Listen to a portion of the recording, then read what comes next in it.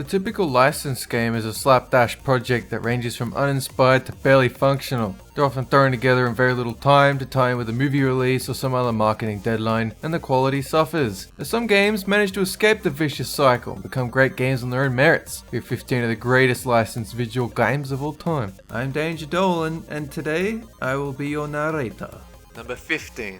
Goldeneye 007, such a legendary figure in gaming, it's easy to forget that it was actually a movie first. One of the more forgettable firms in the James Bond series ended up getting a tie-in game a full 2 years after the movie released. Much of the team that worked on Goldeneye were inexperienced. They'd never worked on a video game before. Nintendo actually stopped funding the project at one point due to frustrations with the lack of progress. Rare kept the cancellation quiet and kept paying its employees to continue making the game until it was completed. Yet they managed to put out a game that changed the console first-person shooter genre forever, with a multiplayer mode they threw together in 6 weeks. Number 14.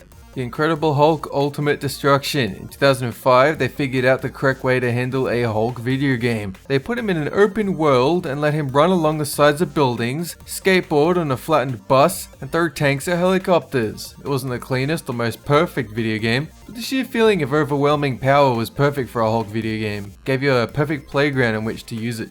Number 13. The Scott Pilgrim movie, based on the visual novel series by Brian Lee O'Malley, had some great moments, but isn't exactly a classic, and the downloadable tie-in game would normally have been a tossed-together mess, but it's actually a charming and surprisingly deep game in the vein of River City Ransom. The game is fun and satisfying to play, it's great in co-op, but the original chiptune soundtrack by Anna Managuchi stands as perhaps the best part of the whole game.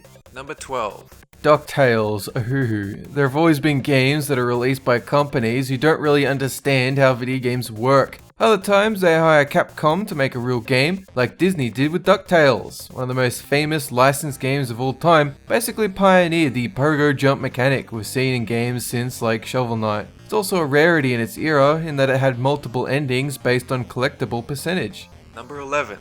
From a distance, you might see Def Jam Fight for New York as being some crummy fighting game starring the names and voices of a bunch of hip-hop C-listers. What you would see if you actually play it is a surprisingly, shockingly deep customization system built on top of what is basically an incredible wrestling or MMA game. Even if you could care less about the game's aesthetics, there's a solid game here using the legendary AKI engine, which drove wrestling games for the better part of 2 decades. Number 10. The Chronicles of Riddick Escape from Butcher Bay is a game that came out when movie tie-in games were just assumed. They came, they went, they got 6 out of 10 in the gaming magazines. Not Riddick, Swedish developer Starbreeze Studios put work into making this not only a great licensed game, but an award-winning action game in 2004. It's easily one of the best implementations of stealth gameplay in the original Xbox, and the game actually follows an original story from the movie, which is pretty solid in itself. Number 9. The Stick of Truth and its follow-up game, The Fractured But Whole, are just South Park games. That is, they've successfully made a pair of games that are just gigantic episodes of South Park. They have solid RPG mechanics, fun to play. The real reason to play these games is for the humor and references to the series. Number 8. Spider-Man 2 isn't a great game overall. Parts of it are clunky, despite having about 1,000 different combat possibilities, you only ever need about 2 or 3.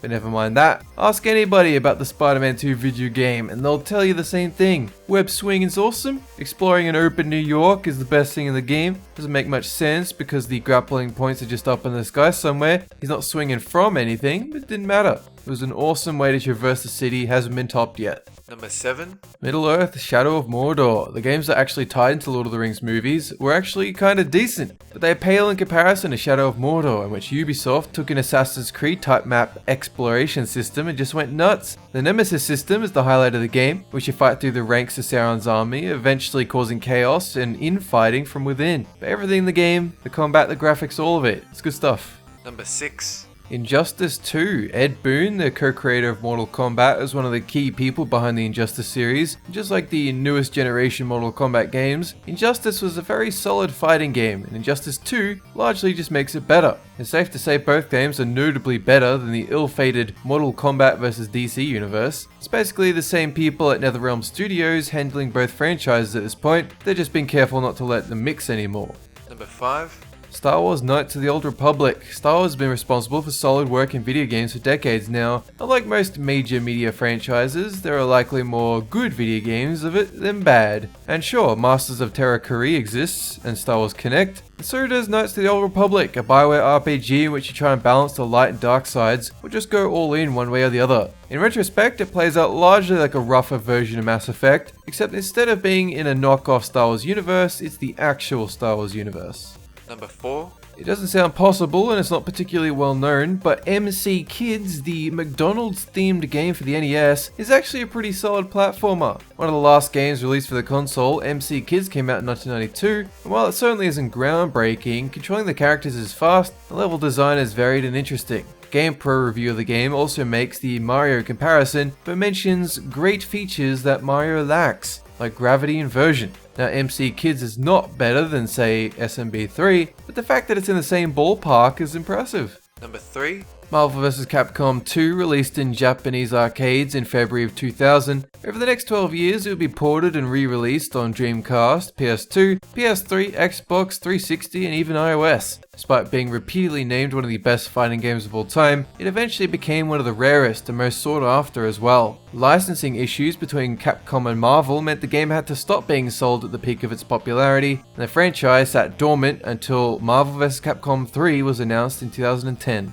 Number 2. There's a lesson here with games like Shadow of Mordor, Knights of the Old Republic, and Batman: Arkham Asylum. Using popular movie or comic book characters to sell your game is fine. Just make sure the studio has the time and the freedom to make its own game. Batman: Arkham Asylum is a phenomenal stealth action game whose dodge and counter system for group combat quickly became a genre standard. Rocksteady nailed the Batman atmosphere, the stealth, the voice acting, and even the story, making the Arkham series a top-tier gaming franchise. Number 1.